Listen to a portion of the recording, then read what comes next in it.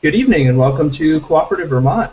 This is the latest in our series of interviews using the Google Hangouts technology. So we've been spreading out from the more in-state interviews to interview people involved in the co-op movement all over the place. So we've got a special guest this evening.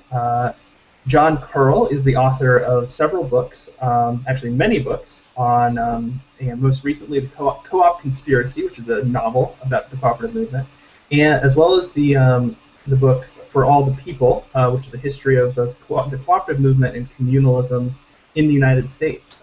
John, welcome to the program. Thank you, Matt. So I figured we could get this started a little bit with you talking about kind of your background, how you ended up interested in the topic of co-ops. Well, I grew up in New York City, Manhattan, and also in New Jersey. I was in New Jersey for the summers and Manhattan for the winters.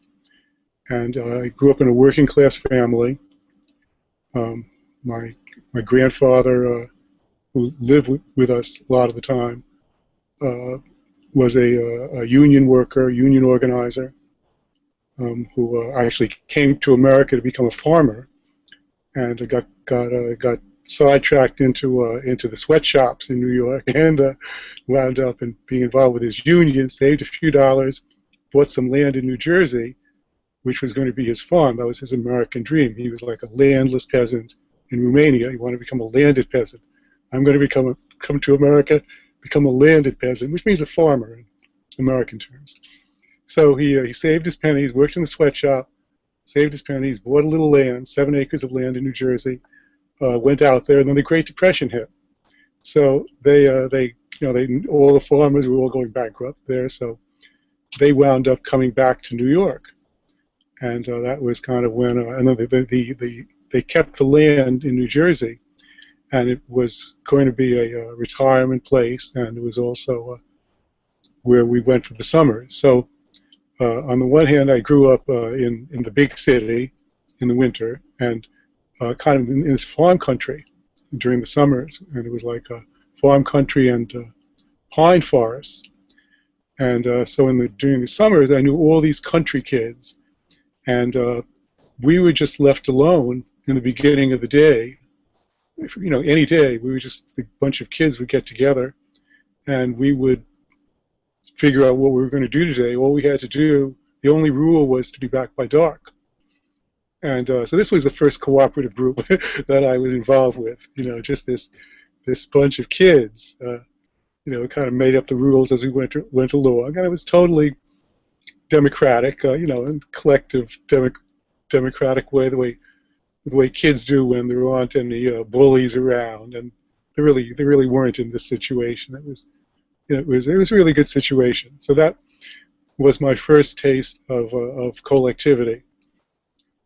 And then my second taste of collectivity was when I was going to college in a New York City college, which is part of the state university system. At that time, there were many. It was like pretty much a free university. I may have changed somewhat now, but it was kind of a free, working class oriented university, and there were a lot of young people going there from kind of similar backgrounds, and everybody was just getting out. It's like your typical college student thing where everybody's getting out on their own and helping each other, and that's really the next cooperative group that I was involved with was just a bunch of people in college, and we all kind of shared apartments, and we all did whatever we needed to do to help each other. So that's where I kind of learned mutual aid, and then I dropped out of that in 1965. Actually, it was in 1966. I left New York, went to San Francisco for a little while, and stopped in this was the beginning of the 1960s commune movement. And so I lived in a rural commune in Colorado for between 1966 and 1969, and that's another place where I really got into collectivity and communalism. And then when that was over, a few years after that, I wound up in California, and this was at the beginning of what we called at that time collectives. Work. Now we call them more worker cooperatives. But I got involved here in Berkeley. I got involved with this group called Bay Warehouse Collective, where we had a big warehouse and we had a print shop, a wood shop, an auto shop. There was a theater involved. There was a bunch of other collective groups, all kind of sharing this big warehouse. And that existed for a couple of years until it broke up because basically the landlord raised our rent and we couldn't afford it. So we all broke up into little collective groups. And I was in the wood shop there, and the wood shop I was in, we went our separate way, and I'm still there 40 years later, 45 years later. I'm still part of this cooperative wood shop. So that's an encapsulated history there. So how did you then develop you were actually working in the cooperative environment, but so you're kind of, the book that really sort of, that in which I first encountered your work was For All the People, which is this history of the cooperative movement and communalism. So when did that kind of interest in co-op history really develop?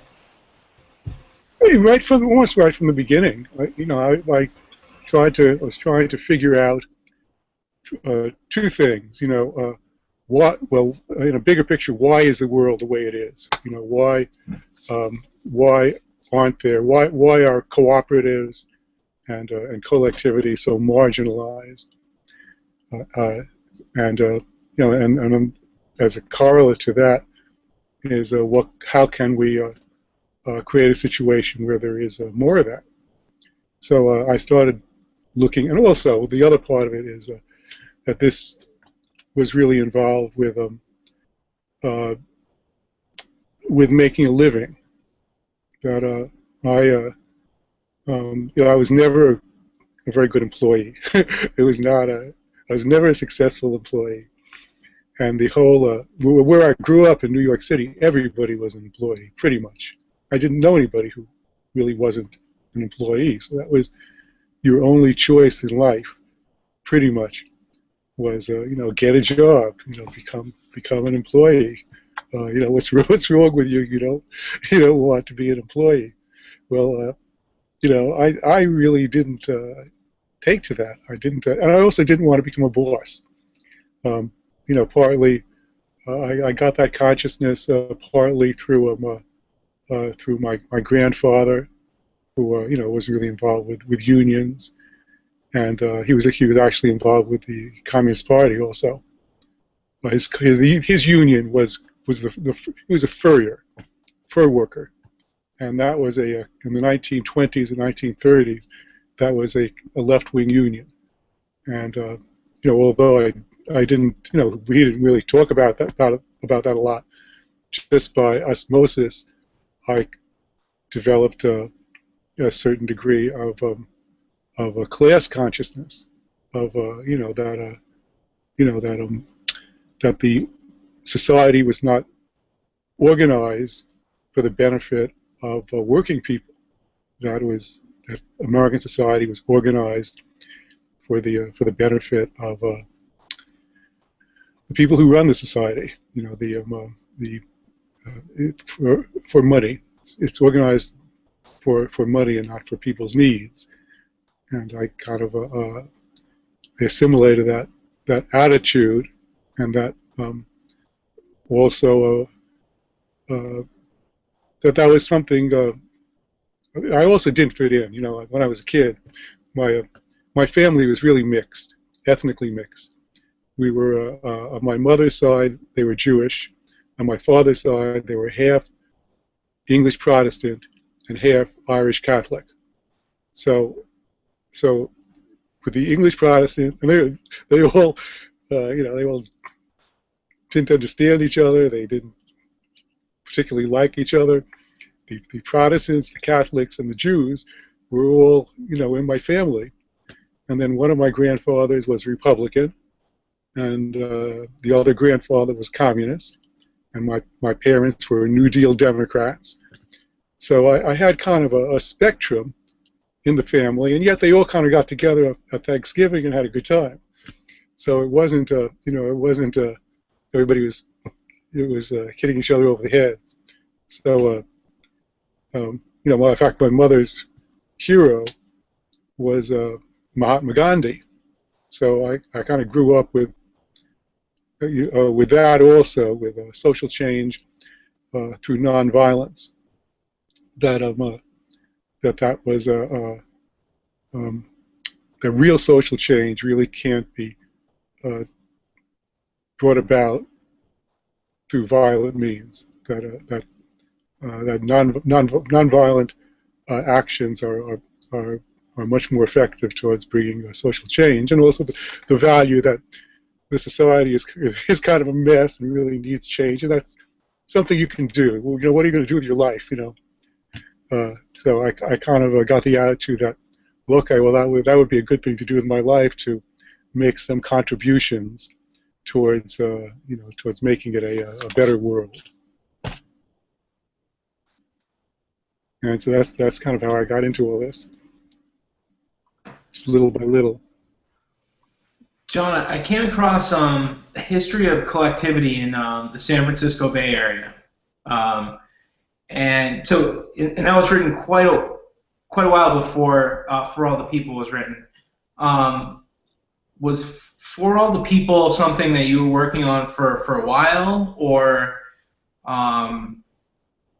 did it just sort of come together? I was wondering if you could talk about the process involved in writing that book. Okay, so the little book that you're referring to, History of Collectivity in the San Francisco Bay Area, was actually the second book that I published. The first one was called History of Work Cooperation in America in 1980. And quite a number of years later, a friend of mine who was working at that time in Inkworks print shop, which is the cooperative print shop, he came up to me and he said, well, why don't we reprint that book, History of Work Cooperation in America? And I said, well, okay, well, that's, I wouldn't mind doing that. I've kind of thought about it. I've learned a lot more since I wrote that back in 1980, and I wouldn't mind doing that. Let me think about it a little bit. So I took that and I started using that little book as a beginning, and I started expanding it, and then the result was For All the People. So it just kind of it just happened. I probably started writing that since it was published in 1980. To a couple of years before that, a few years before that, in the mid 1970s, I started thinking about doing that. So it's kind of been a long process. So in the process of doing the research for that, were there, you were kind of personally coming from this place of working in worker co-ops. What was the process for you, kind of going and looking at other forms of cooperation? The food co-ops and agricultural co-ops. What was your research process like? Well, that was long before the internet. So I was living in Berkeley, and partly because it's very creative. It's full here, as in many places that are connected with universities. It's full of really creative and interesting people here, and it's also got a great university library, one of the world's great libraries, up at Cal. and the Bancroft Library and the general. So in any case, I started. I used that for a lot of the research, and I came across things which which people stuff that have been nobody looked at in 20 years, or it was not now it's a much more widely looked at topic. At that time, there was really almost nobody looking at, particularly worker cooperatives. Like around here, there were consumer cooperatives, but the worker cooperative movement is something that really started in the 1970s. So there had been a certain amount of activities in the 1930s, and certainly back in the 19th century, and in certain parts of the 20th century. But we had to really reinvent all these things in the 1960s and the 1970s. So we were part of just reinvent. And see, that's the other thing that I discovered, that in doing this and starting to do research, is that I was dealing with these forces that were really kind of part of human society, so that they rose and they fell, and there's a generational aspect to them, and then they also are connected with economic cycles. But it's something that goes very very deep, just simply mutual aid and people helping each other, and it's usually in working class and poor communities, and because obviously they're the people who need cooperation, who need to get together and share their resources. So I discovered that when I started getting into it, I started discovering the universality of it, not only in America, but really all over the world. But in terms of what I was writing, it was just for two reasons. First of all, doing it in the whole world or beyond the United States is just a gigantic process, a gigantic project, much more than anybody could take on. And secondly, I was also dealing with American exceptionalism, where cooperatives and the cooperative movement, to a certain extent, had been branded as a foreign movement, so and not indigenously American. And just like the socialist movement was branded as foreign back when I was growing up. But then when I started to discover that there was this long and glorious and very interesting, extraordinary, profound history in America, and just an indigenous history, starting with Native people, of course, and all the different immigrant groups who came here, that made me think, or brought me to the conclusion that the best way to communicate with the people that I wanted to communicate with was to really focus it on America, even though in the United States, even though it is really now it is much more of a globalized movement. It's really is kind of a world movement now, and but the United States is kind of catching up to it in our own way. So one choice you made in the kind of structure of the book that I find very interesting is the decision to sort of do a history both of kind of cooperation and communalism. And a lot of the sort of history work that I think that is done on the co-op movement, I think tends to take a more narrow view of saying, okay, kind of the descendants of the Rochdale pioneers and such not. Whereas you seem to take a more broader perspective. Can you talk a little bit about that decision? Well, I came to the cooperative movement from the communal movement of the 1960s. The cooperative movement here took place pretty much in the 1970s. As the communal movement faded, the cooperative movement arose, with many of the same people involved in it. And I discovered that back in the 19th century, the exact same things had happened.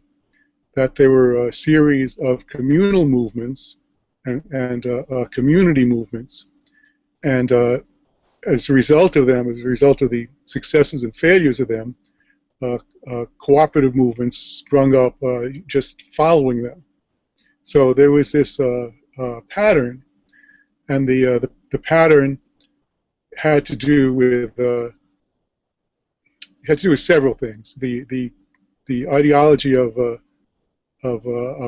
communalism, to a certain extent, it's kind of a utopian philosophy, utopian ideology, where, in fact, even the earliest in England, the earliest communalists with Robert Owen, those are the same people who started the cooperative movement in England afterwards for the same reason, because they were trying to start both of them are involved with a social movement.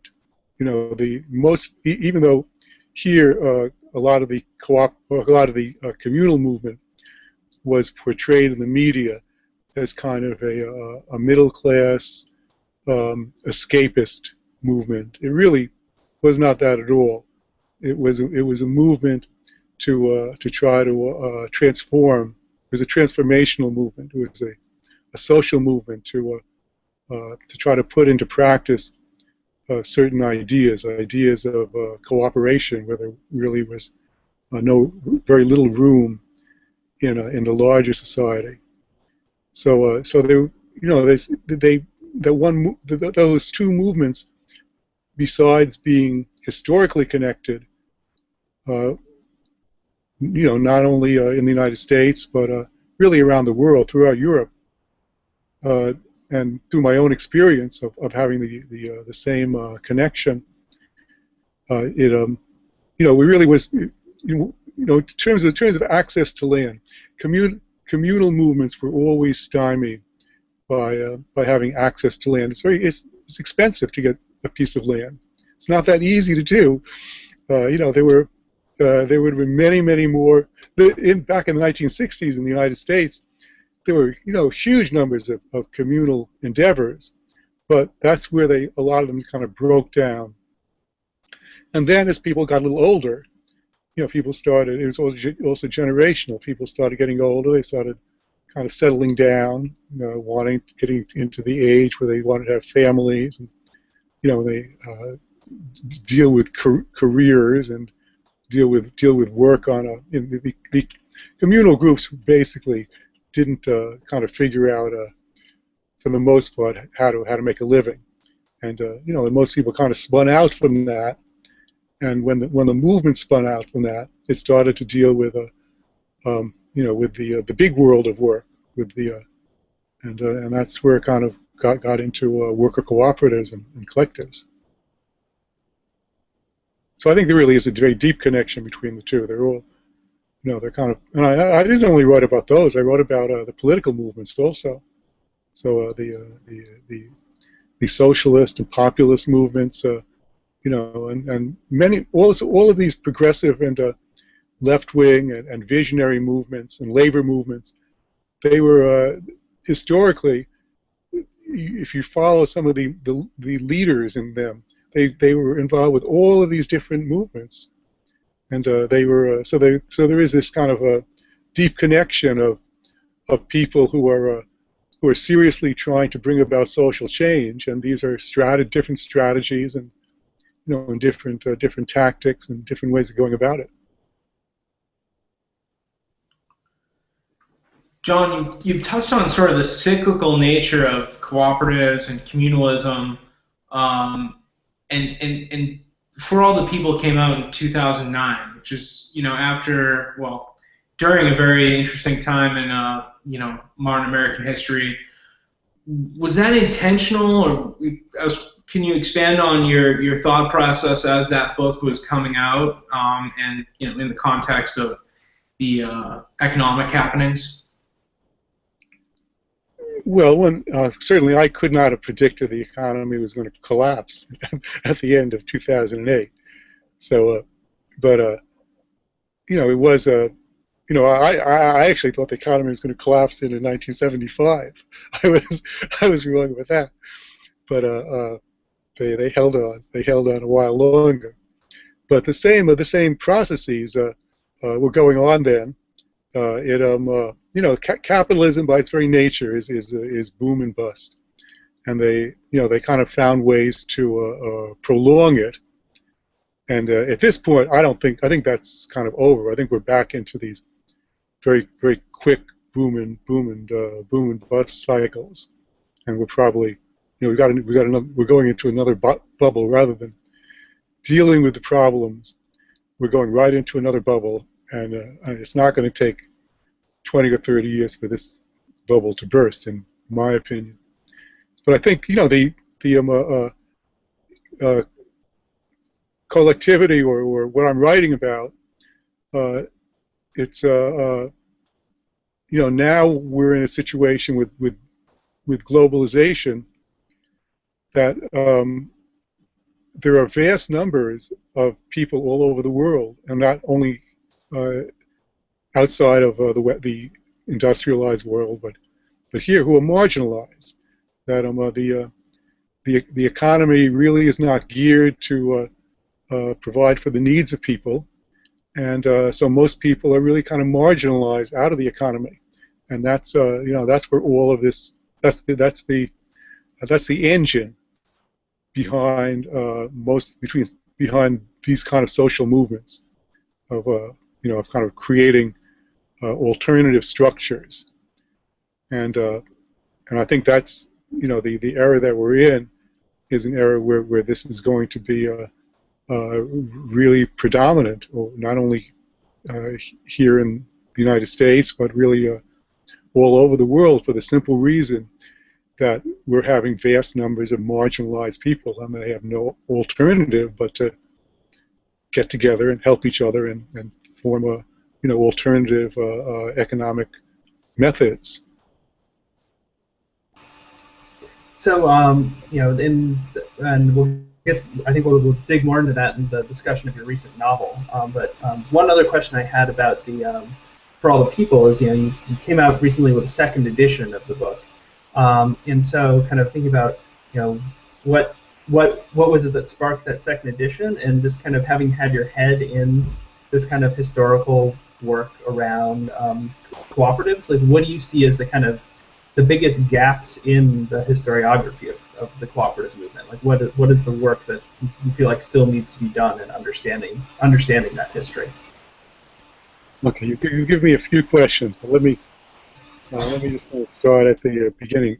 The second edition happens for the simple reason that my publisher asked me, do you want to put out a second edition? And so I said, well, why would we put out a second edition? And he said, well, if you expand it and you get somebody, some prominent person to write a new introduction to it, then you can promote it again. That they can send it around as a new. That's why that is why publishers put out new editions. But you do have to change it. You have to do things to it.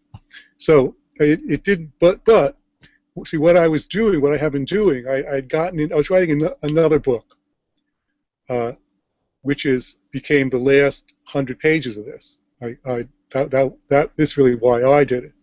I asked my friend Ishmael Reed, whom I work with in Penn, Oakland, to write an introduction to it, and he graciously agreed to do that.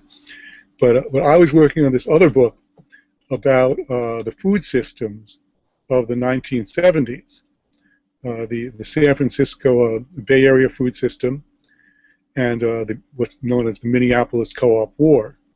So there were these, I had gotten, and for the same kind of reasons, I wanted to understand it. What happened here? What was going on here?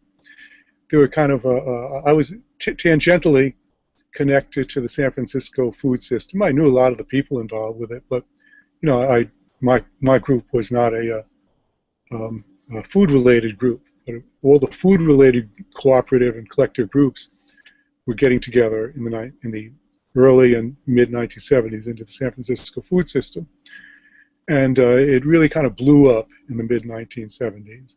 And a very similar group in Minneapolis. They were kind of food system, similar food system cooperative groups going on in a variety of places, like in Austin, Texas, in British Columbia, and various other places. But the two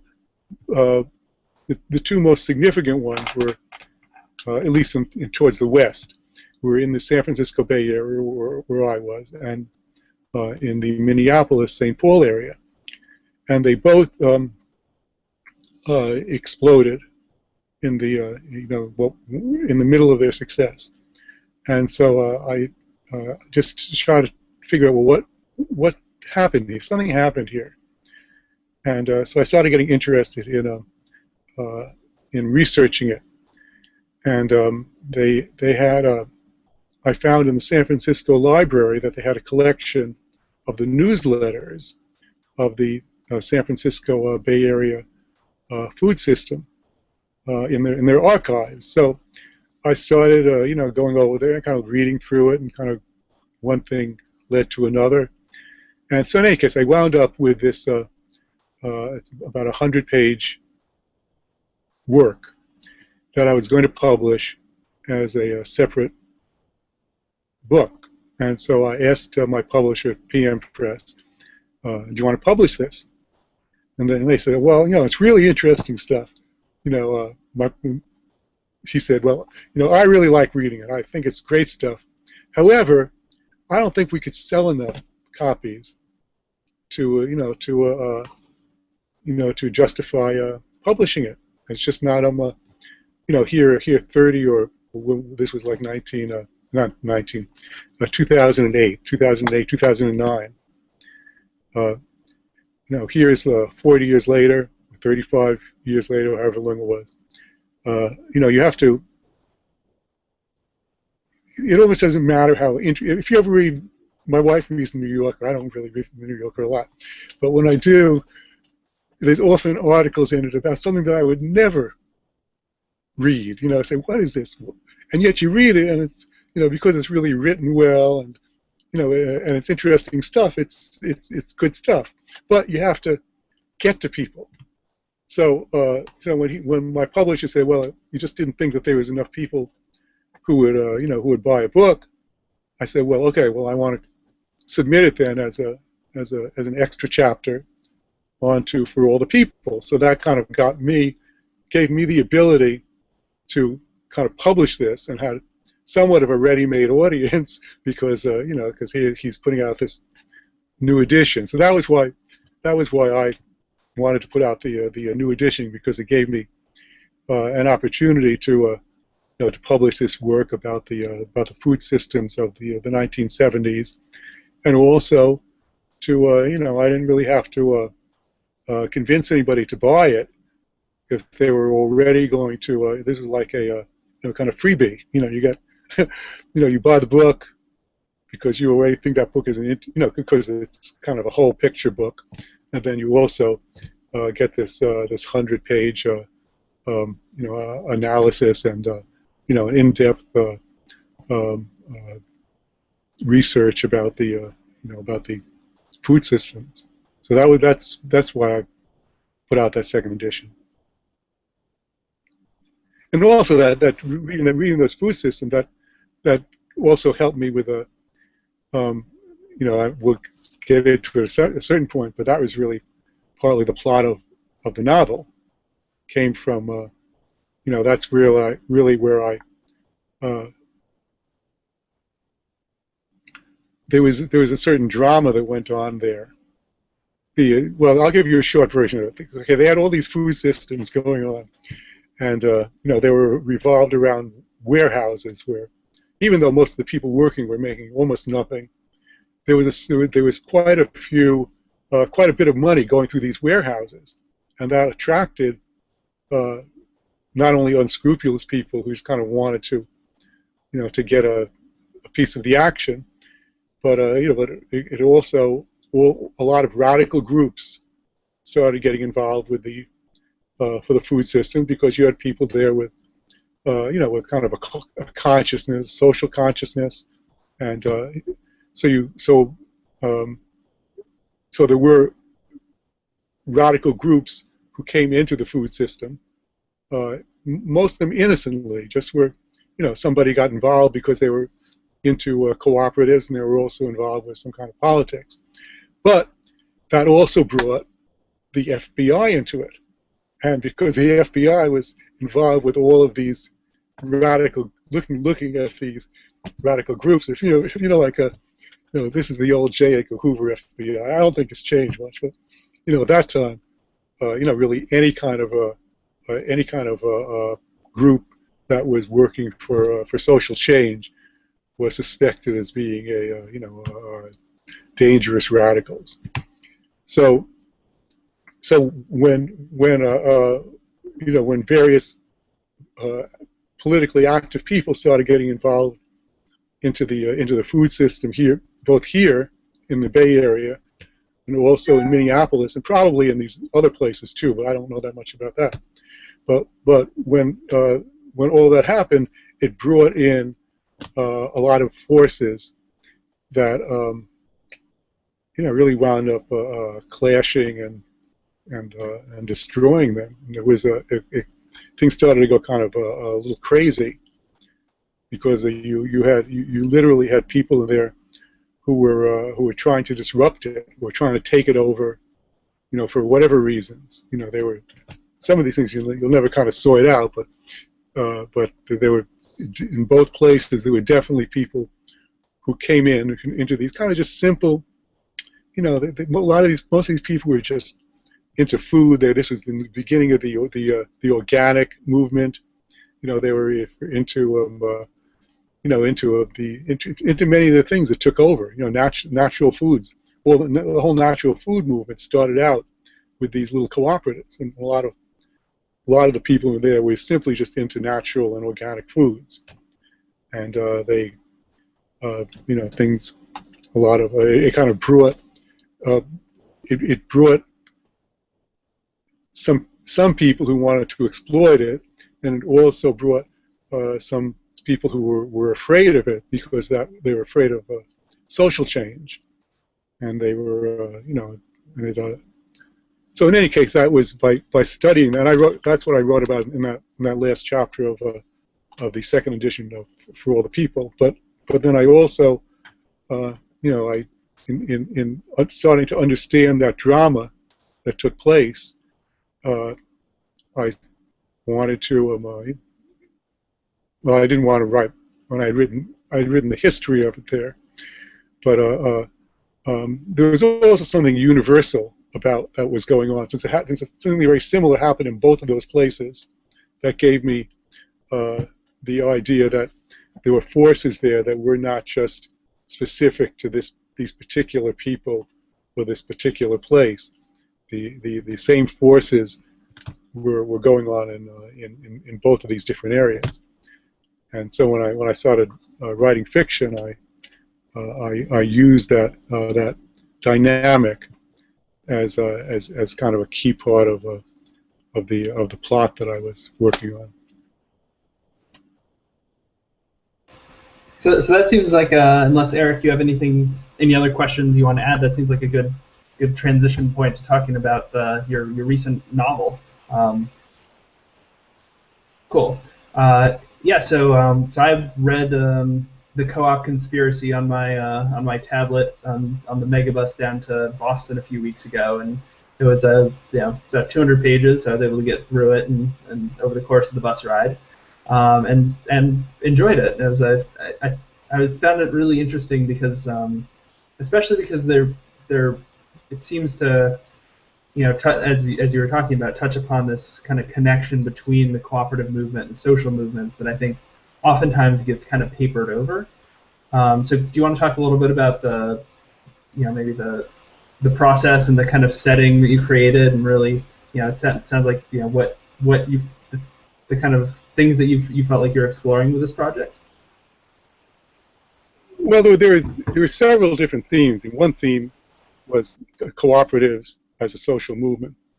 Another theme, when I in the early 1970s, I worked on the Navajo reservation for about a year, and I got to know the Navajo people pretty well there, and I was working for the Albuquerque, Bernalillo County Department of Health and Human Services. I was a caseworker, what they call a caseworker, out on the Navajo Reservation, the Little Navajo Reservation, just west of Albuquerque, called To Ajileje. At that time, it was also called Canyoncito, but its real name is To Ajileje. And so I, as being a person of kind of a second or third generation, mostly of European immigrant type person, I came to the conclusion at an early age that one of the main tasks that we have in this country is to come to terms with the country itself. That the mass civilization that we're a part of is kind of sitting on top of the country. That we've never really come to terms with the indigenous people, with the native people, and I never really knew native people until I went out to the Southwest. So it was really important to me to get to know indigenous people, and to kind of make my own peace with them. And I've actually, that's another thing that I've done ever since. I've worked with Native people here in the Bay Area. We have Indigenous Peoples Day here in Berkeley. Back in 1992, we got rid of Columbus Day and changed it to Indigenous Peoples Day, and I've been involved with that ever since.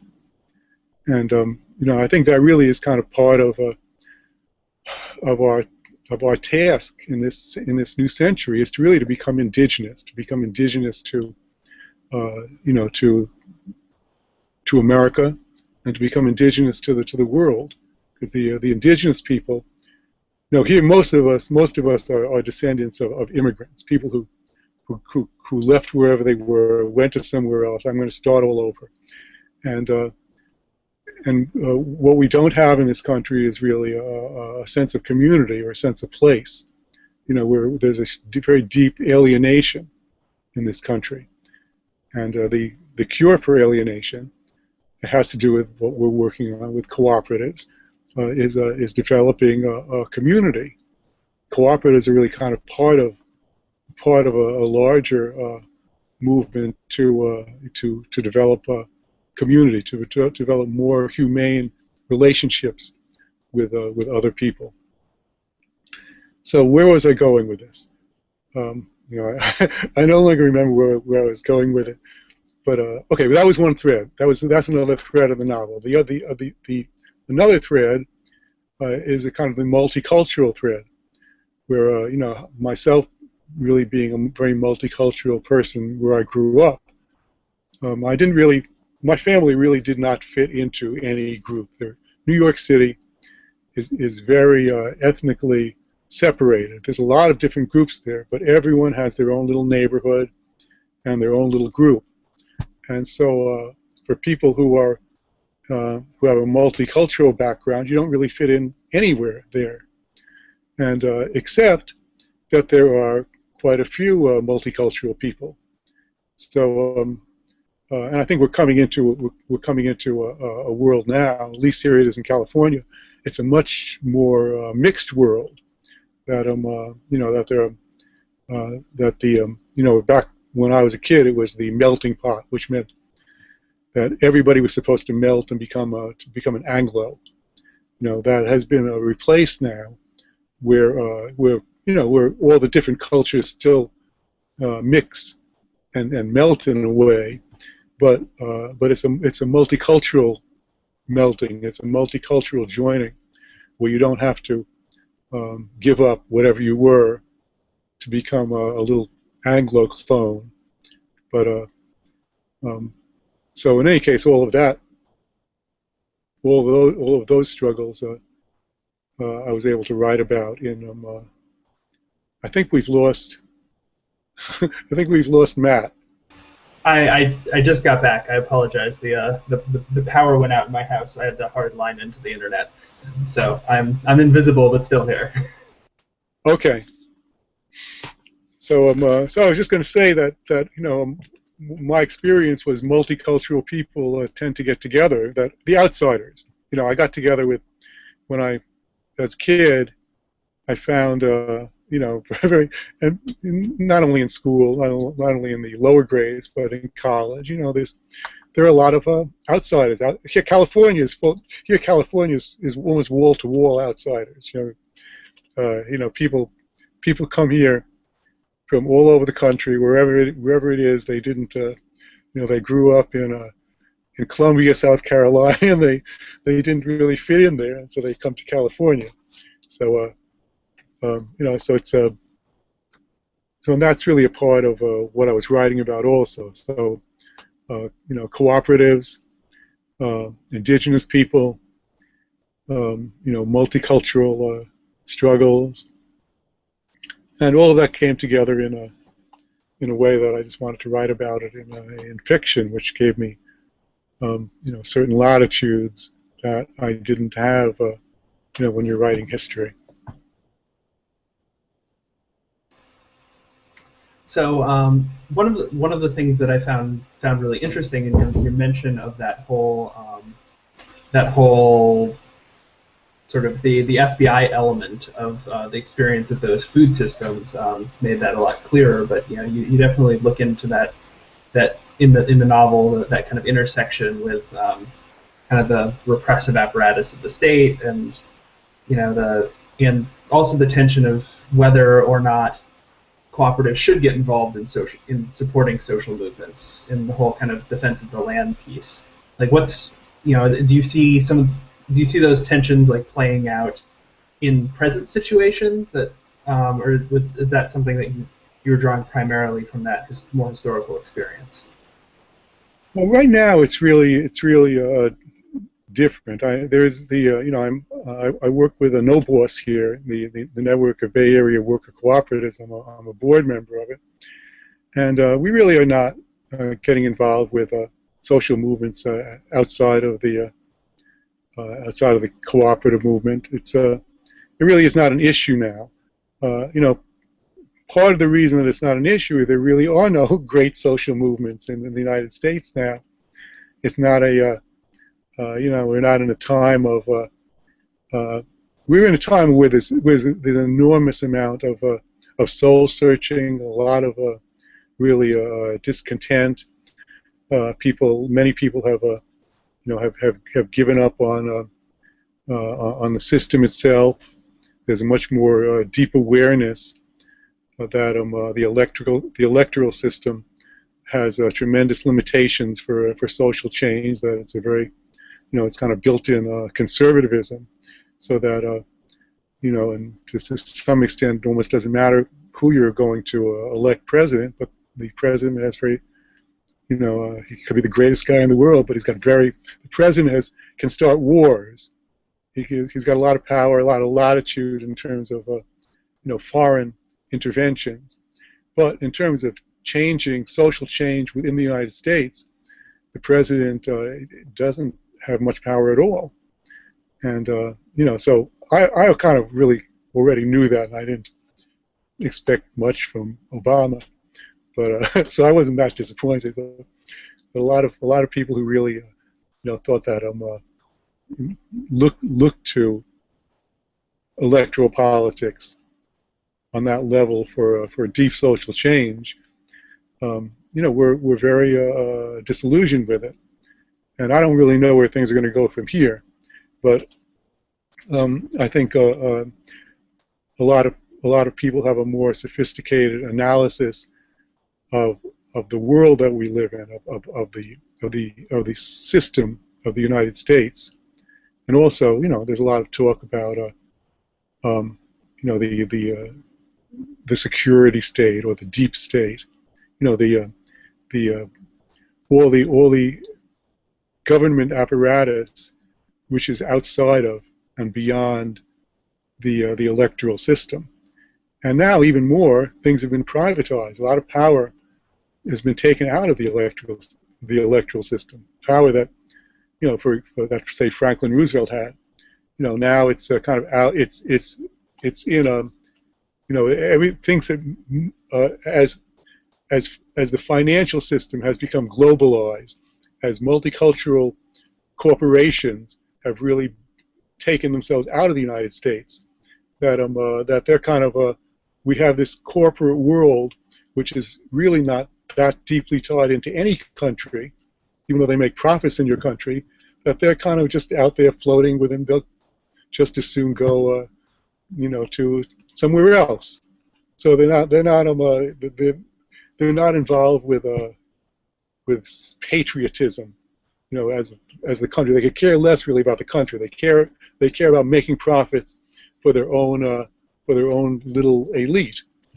So I think that there's a more there's much more sophisticated analyses of the world now by most people, at least. So here in California, so it's not always that easy to tell what people are thinking out in Peoria, Illinois. But I kind of just by osmosis, I don't think it's quite as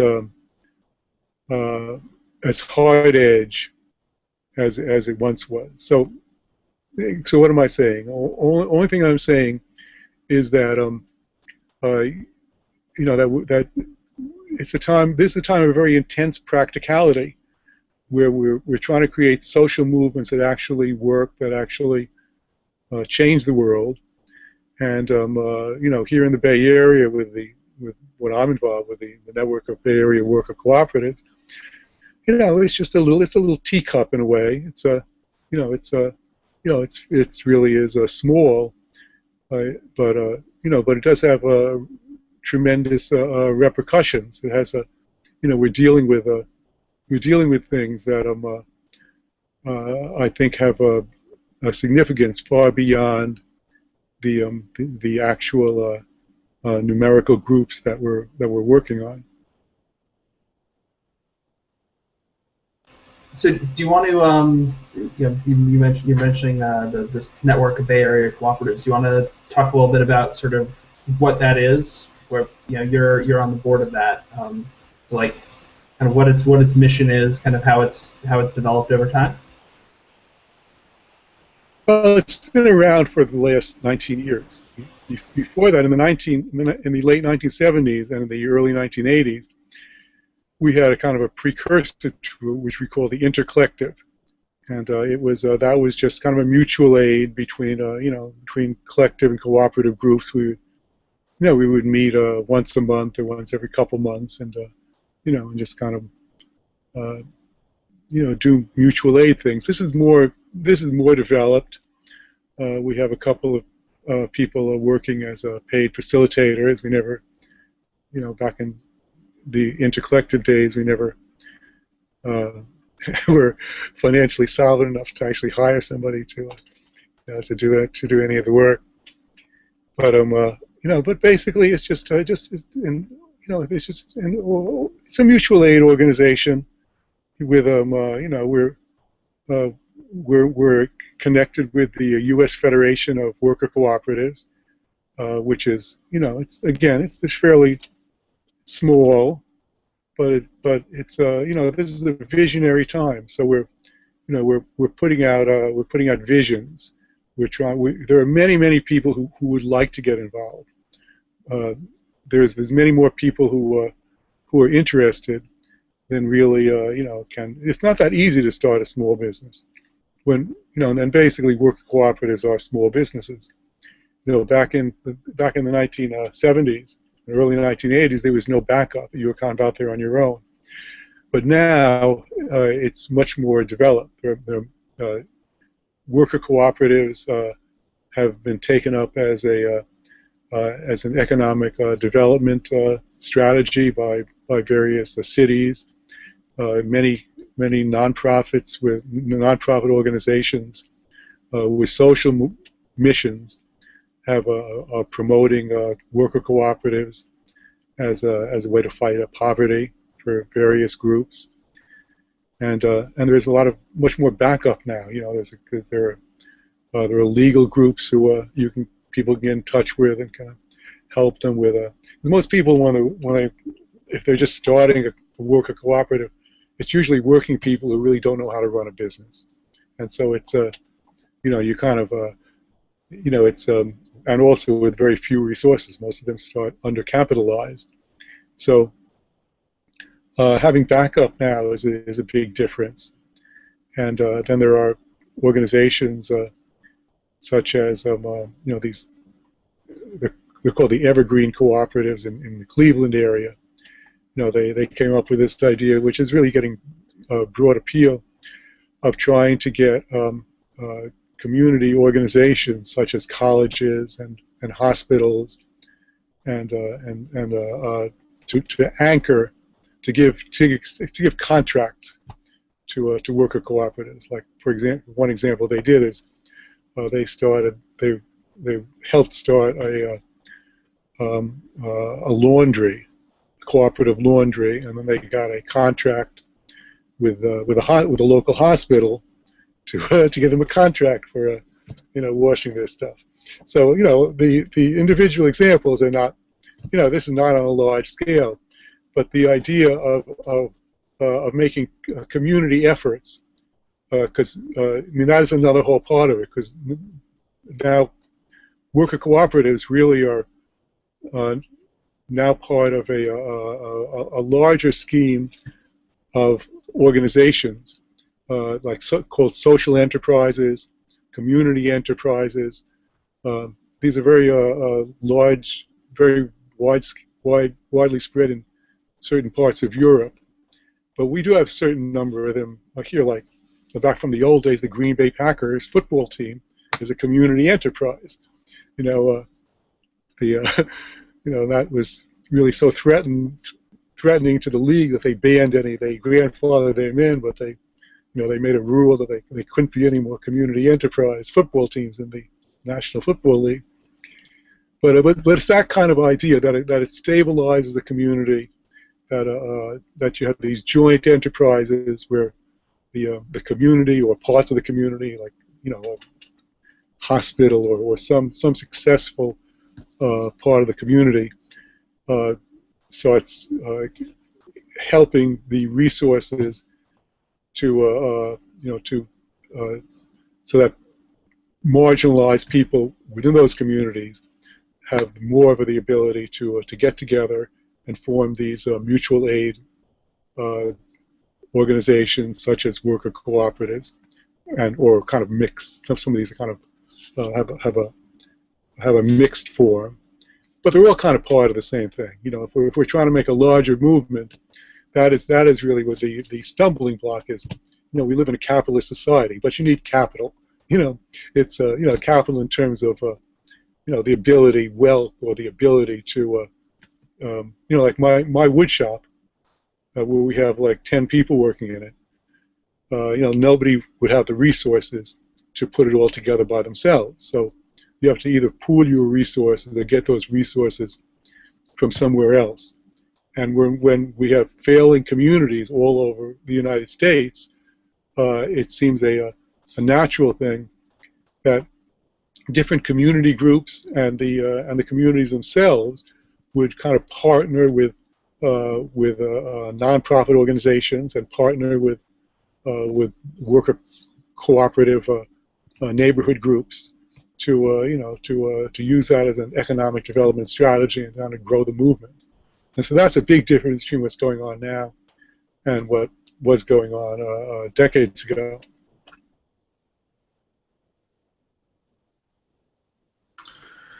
So, John, I've really enjoyed sort of the discussion of the elusive sort of political power and the real power in pooling social capital and economic capital. And I've wondered if you have sort of any thoughts on strategies going forward to sort of sustain a cooperative economy.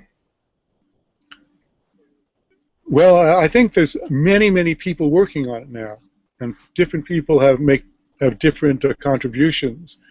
So it's you know, I think this is a really good sign. That's a good. It's a very dynamic and creative moment, not only here but all over the world.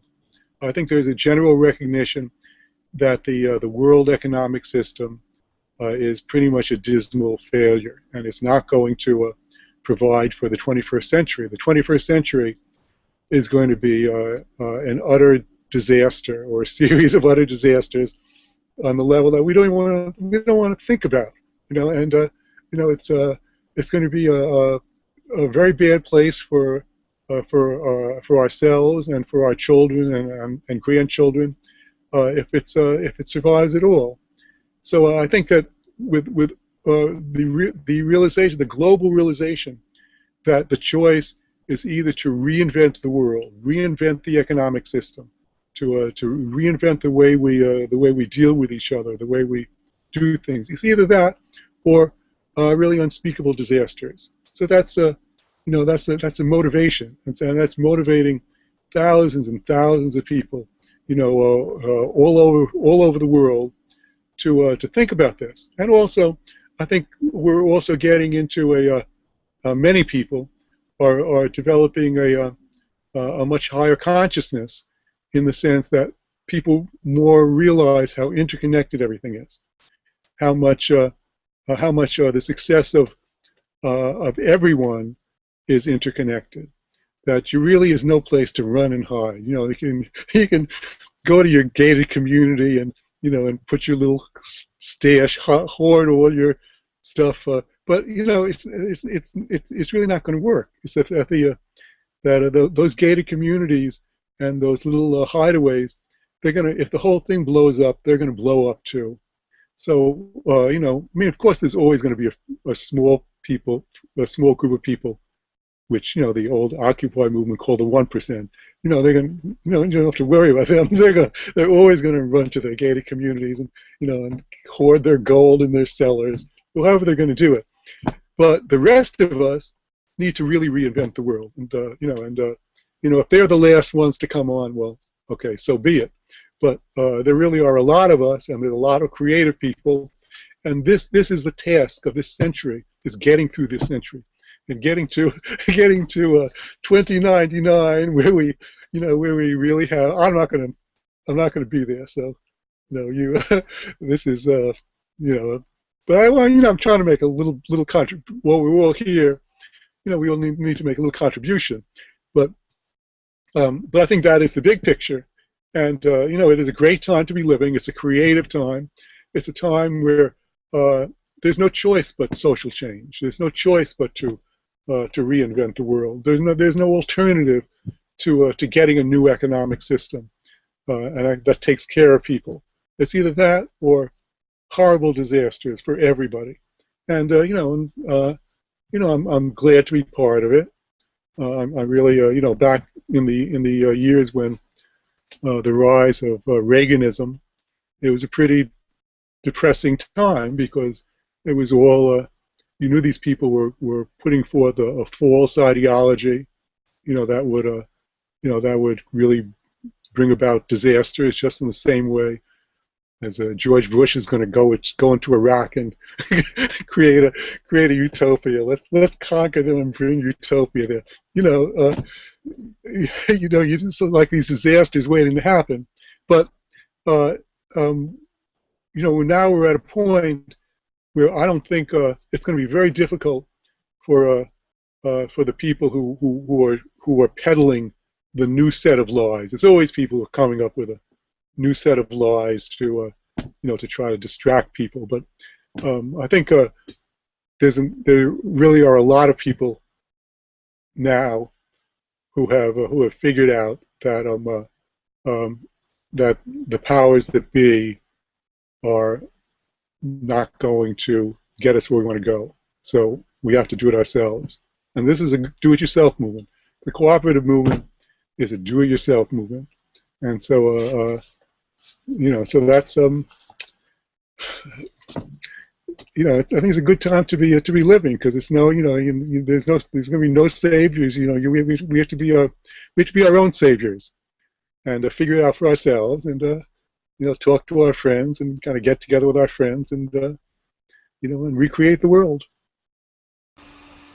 Well, I think our time is almost up for the hour. But so one final question I had before we leave off was kind of what, having sort of had your head so deep into this history. What's the work that you see still needing to be done, and do you have it in general in that history, and do you have any projects that are kind of next for you?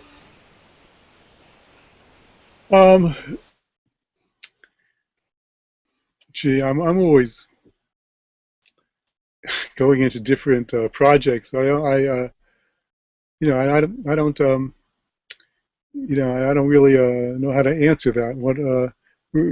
I'll tell you what I'm really involved with right now is I've gone back to researching Mahatma Gandhi and his approach. And he actually had approach. His utopia, his social. He was a kind of a libertarian socialist, basically. He was trying to create a kind of a he was against industrialization. His vision was kind of a village, self-sufficient, cooperative villages based on kind of do-it-yourself. Spin your own clothes, live simply. And yet he kind of based on that.